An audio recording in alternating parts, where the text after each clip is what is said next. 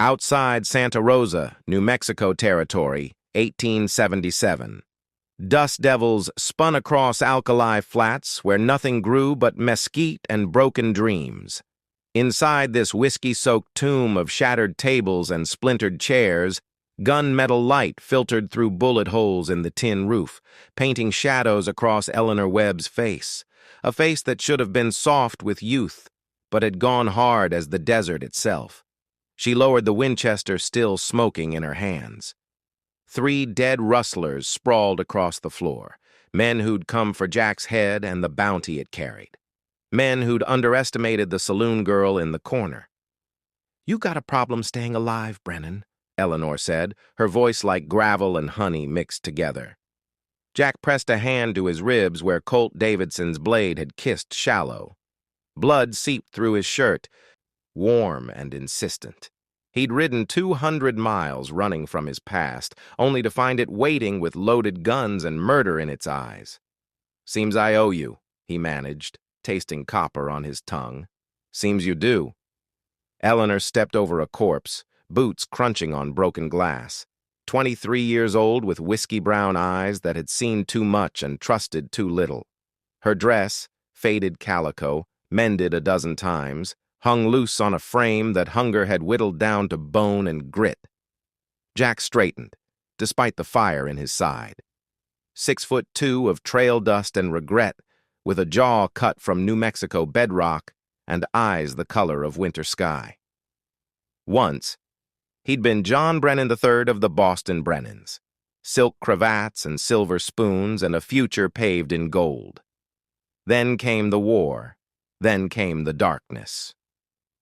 Then came the bottle and the cards and the long ride west where names didn't matter and yesterday could be buried 6 feet deep. "I got nothing to pay you with," he said, because honesty was the only currency he had left. Eleanor laughed, a sound bitter as alkali water. "Join the club, cowboy. Whole territory's broken." She moved behind the bar, stepping over the owner's body. Old Sam, who'd given her work when no one else would. Now, old Sam stared at the ceiling with eyes that saw nothing, and Eleanor's hands trembled only slightly as she reached beneath the counter. She pulled out a dress, not just any dress. White silk that caught the dusty light like captured moonbeams, with lace the color of cream and pearl buttons marching down the bodice. A wedding dress, the kind Boston debutantes wore. The kind that cost more than most folks in Santa Rosa saw in a lifetime. "Sam's daughter was supposed to marry some banker's son in Albuquerque," Eleanor said, her voice gone soft. "Cholera took her before she could. Sam kept this. Said it was bad luck to sell it. Said someday the right woman would need it." She held the dress up. It was made for someone who ate 3 meals a day. Someone whose ribs didn't show. Someone who hadn't spent the last 2 years serving rotgut to men who paid in coin and cruelty. Jack stared at that dress, then at Eleanor's gaunt face, and something shifted in his chest, something that had nothing to do with the knife wound. "I'll marry you," he heard himself say, "if you fit in that dress." The words hung in the gun-smoke-thick air like a promise or a curse.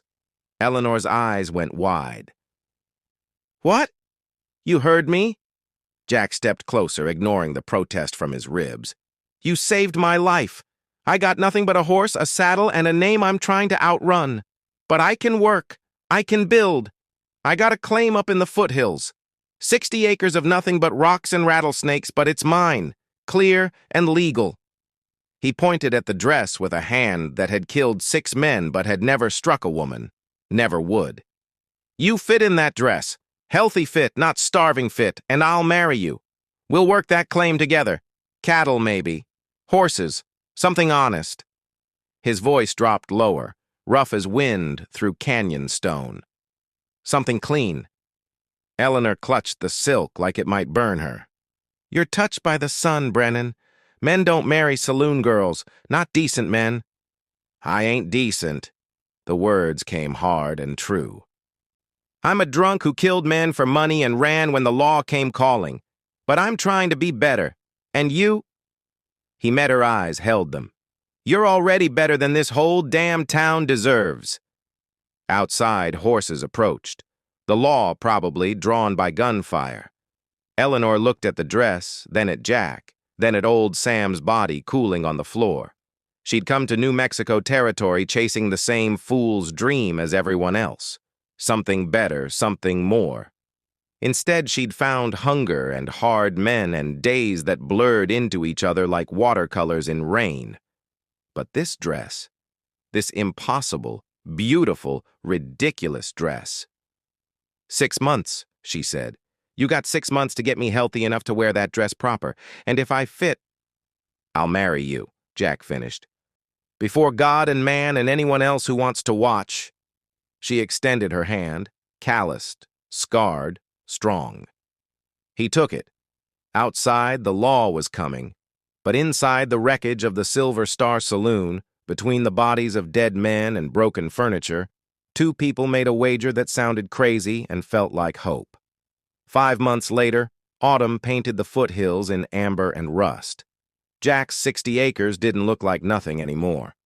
A cabin stood where only sagebrush had been, rough-hewn timber chinked with mud and moss, but solid. Corrals held 6 horses, wild mustangs he'd gentled with patience and sugar cubes. A vegetable garden struggled against the rocky soil but surrendered squash and beans. Water came from a spring he'd dug by hand, bleeding his knuckles raw against stone. Eleanor stood in the doorway, watching Jack work a hammer against a fence post. Morning light caught the copper in her hair that shone now clean and brushed. Her face had softened, filled out. Her arms showed muscle instead of just bone. She wore simple homespun, mended but clean, and her hands held a cup of real coffee. Luxury they couldn't afford, but Jack bought anyway. 6 months of 3 meals a day. 6 months of hard work and harder honesty. 6 months of sleeping on opposite sides of a one-room cabin, respecting the space between them even as that space grew smaller in their hearts. "Fence is coming along," she called. Jack looked up, grinned. Sweat darkened his shirt despite the cool air. He'd put on weight too, not much, but enough that his face didn't look like a skull anymore. He'd stopped drinking the day they made their wager. Hadn't touched cards, neither. Just worked from dawn to dusk, building something real. "Another week we can bring in cattle," he said. "Miller's selling heifers cheap. We get 6, we'll have a herd in 2 years. Eleanor sipped her coffee. "And if the winter's hard?" "Then we make it through together." He crossed to her, hammer still in hand. "Same as we done everything else." They'd made it through rustlers and drought, and the day Jack's passed caught up in the form of 2 U.S. Marshals asking questions. Eleanor had stood beside him while he told the truth, all of it, the bad and the ugly. The Marshals had listened, checked their warrants, and ridden away. Seems the men Jack killed had been wanted themselves. Seems sometimes even bloody hands could come clean. Eleanor set down her coffee. "Jack." Something in her voice made his heart skip. "It's been 5 months." "I know. I've been eating like a horse."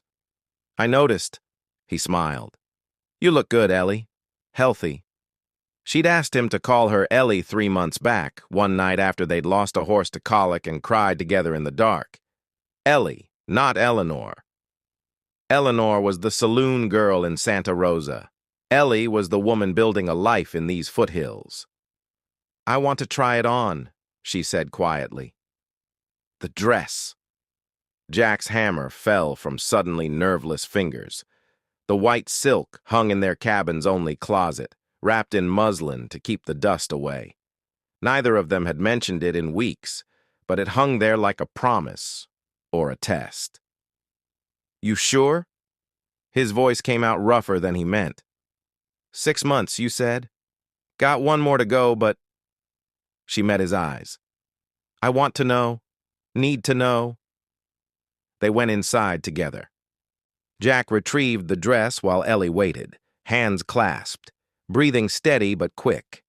He'd never seen her scared before, not when facing down rustlers, not when the well ran dry, not when winter's first snow came early and hard.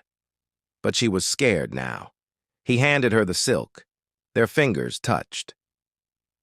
"Whatever happens," he said, "you're still the finest woman I ever met." Ellie took the dress behind the blanket they'd strung for privacy. Jack turned his back, waiting. Outside, wind whispered through yellow grass. A hawk screamed somewhere high and far. Fabric rustled, buttons clicked. Silence stretched long enough to hurt. "Ellie?" "It fits." Jack turned. She stood in a shaft of sunlight that turned the silk luminous as clouds. The dress hugged her curves, real curves now, earned through cornbread and hard work and steady care. Her hair fell loose around shoulders no longer sharp as blades. And her face shone with something Jack had no name for. Joy, maybe. Hope. The look of someone who'd been hungry so long they forgot what full felt like. "It fits," she whispered again, like she couldn't quite believe it. Jack couldn't speak. His throat had closed up, eyes burning with something that might have been tears, but he'd never admit it. This woman, this impossible, beautiful, strong woman who'd saved his life and let him save hers right back. "Well," he managed finally, "guess I better keep my word." Ellie laughed, the real laugh she'd hidden for so long, bright as silver bells. "Guess you better." They married the next day in Santa Rosa, at the little church where Father Miguel had baptized half the territory. Ellie wore the white silk. Jack wore his only clean shirt and the silver pocket watch his father gave him before the war. The one thing from Boston he'd kept. 12 people came, the blacksmith, the doctor's widow, 3 ranch hands who worked nearby. The rest were ghosts of everyone they'd lost, everyone who'd brought them to this moment. When Father Miguel said, "Till death do you part," Jack meant it. When Ellie said, "I do," her voice rang clear as church bells. They kissed while the congregation cheered, and outside the New Mexico sun burned bright and clean, washing everything in light the color of redemption. 20 years later, their daughter would wear that same dress. 30 years later, their granddaughter. The silk would yellow and the lace would fray, but the dress would endure, same as the love that paid for it. Same as the promise a cowboy made to a saloon girl in a room full of dead men. Same as 2 people who'd been broken finding a way to be whole. On 60 acres in the New Mexico foothills, where nothing grew but what you fought for and won. Thanks for staying to the end. Where are you watching from? Drop a comment below, and don't forget to subscribe for more stories from the untamed West, where love was as hard-won as water and twice as precious.